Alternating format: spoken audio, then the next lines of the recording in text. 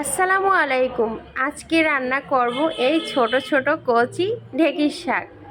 একদম কিন্তু কচি এই শাকগুলো কিন্তু বৃষ্টির সিজনে ভালো পাওয়া যায়। গ্রামগঞ্জে এই শাকগুলো অ্যাভেলেবল যেখানে সেখানে হয়ে থাকে। আর এই শাকটা খেতে কিন্তু অনেক মজার হয়। এবারে এই শাকগুলোকে কুটে নেব। দেখুন শাকগুলো কোটা হয়ে গেছে, কচি কচি অংশটা কুটে নিয়েছি, এবার ধুয়ে নেব।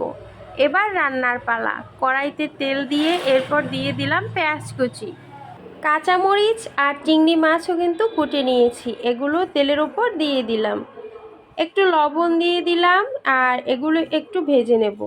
এরপর দিয়ে দিলাম অল্প পরিমাণে হলুদের গুঁড়ি, যেহেতু কাঁচামরিচ একটু বেশি পরিমাণেই দিয়েছি তাই কিন্তু একটু হলুদের গুঁড়ি দিয়ে ভেজে নিচ্ছি।